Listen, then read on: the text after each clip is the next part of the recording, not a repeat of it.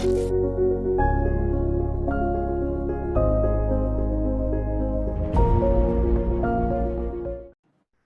name is Savindu Wanigasooriya, and I am a second year undergraduate student at KDU General Sir John Kotharawa Defense University. And on behalf of my team and the faculty, I would like to wish you a warm welcome. Firstly, would you like to provide a small introduction of yourself, madam? Sure. My name is Joyce. I'm born and raised in Hong Kong.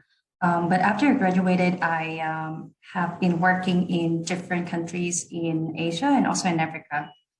So I am very fortunate to have the opportunity to work for several international organizations and manage their programs and projects in across Asia and Africa. So I've been working in nonprofit sector for more than 10 years.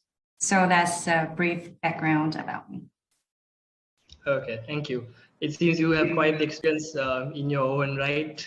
Thank you. And without further delay, I think given your busy schedule as well, we'll get started with the questions. Firstly, madam, what is foresight education in your opinion or in your knowledge?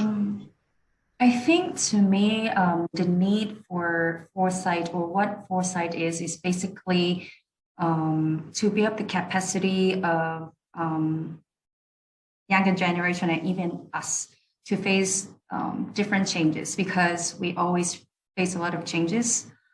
So I think foresight is building the capacity to understand the concept of change and how to anticipate and manage change. Besides that, I think it is also a way for us to learn how to manage uncertainty and ambiguity, because when we face a lot of challenges or maybe in the future is very complex. So we have to learn how to with uncertainty and ambiguity. I think these are all big words, but I think there are several skills that are essential. For example, critical thinking, how you solve problems, or how do you think critically when you're in a crisis or when you face challenges. So that's the first one, critical thinking. And the second one is problem solving. They require a lot of skills in problem solving. So, so that's the second one. And third will be collaboration, which might not be emphasized by a lot of people, but I feel like when we encounter challenges in the future, when you say foresight is something in the future, we need to collaborate with others, different subject experts, to solve very complex challenges. So collaboration is another thing that I think foresight education should include. When we talk about collaboration, we need leadership to ensure that all things will go through, and the team or the collaborators will work out well. So just so just my few thoughts on foresight education. Yeah, I mean, you mentioned collaboration. I think that's also a very key element of foresight that is less spoken of. Teamwork does on the long run, it matters quite a bit. You mentioned you had worked in a lot of, poverty-stricken areas, and you worked in a lot of non-profit organizations. And how has foresight and the understanding of foresight education, how have you pushed that forward to the youth in those areas? And not only that, how have you utilized the importance of strategic foresight for your benefit in achieving your goals? Yes, thank you for the question. I think when I mentioned about how to manage uncertainty and ambiguity, I think building scenarios would be one of the very useful tools. Sometimes when you face a challenge, then you don't know what to do. But if the team can sit down and build several scenarios, like what will be the worst case scenarios and what will happen and how can we deal with it and what will be on the other spectrum.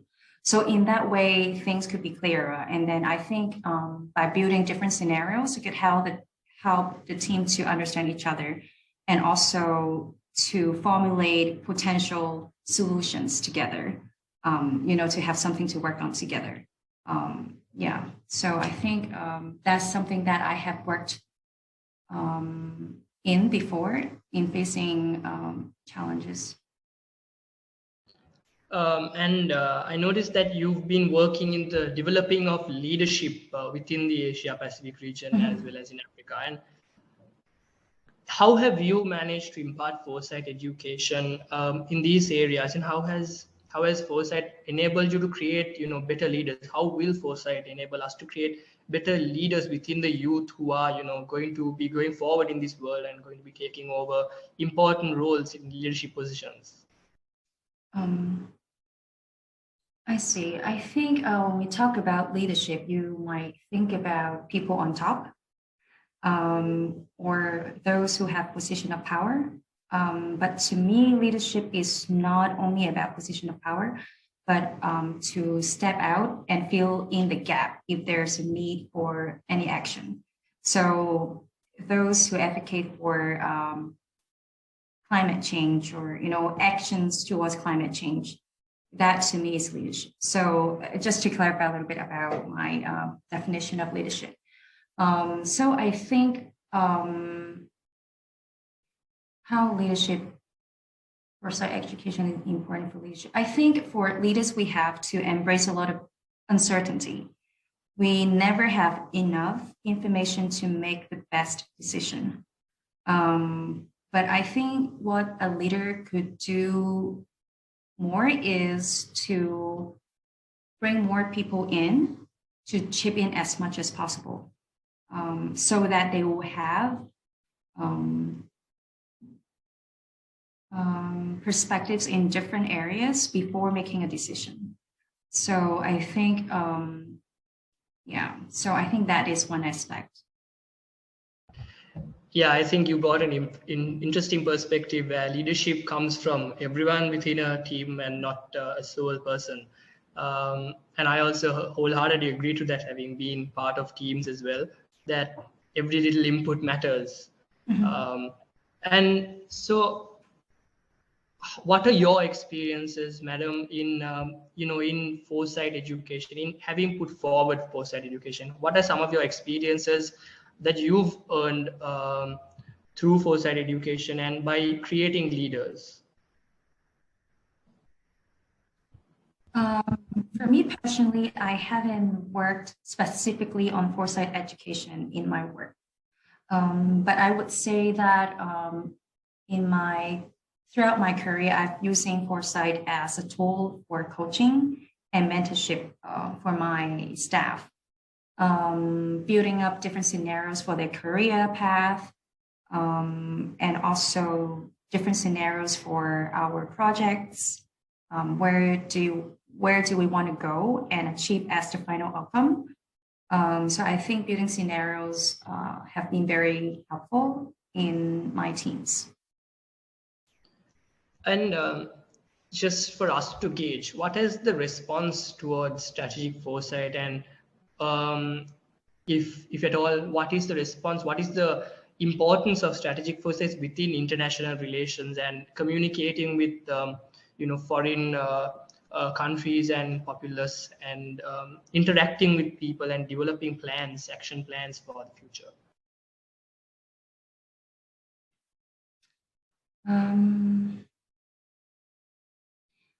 I think for international relations, a lot of it's quite complex, but I think a lot of conversations are quite binary. Either you support or not support, but there are actually different scenarios that could happen. So I think if different countries could build up scenarios together, that might not be too binary. That might be helpful. And madam, just for all of us, could you emphasize on the importance of foresight in going forward in developing the future where we are about to embark on? Yeah, that's a really good question. I have been pondering on it before our interview. I think a lot of challenges we will face do not exist now, or a lot of skills that we teach our kids do not train them for problem solving or critical thinking or adaptive to change and manage uncertainty. So I think there are big piece that our education system has been lagging. So building up the critical thinking, problem solving, and how to adapt to change will be very important to our next generation.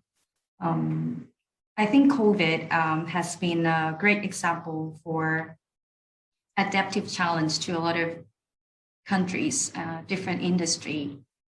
So I think foresight is very important. Foresight education is very important to build our next generation.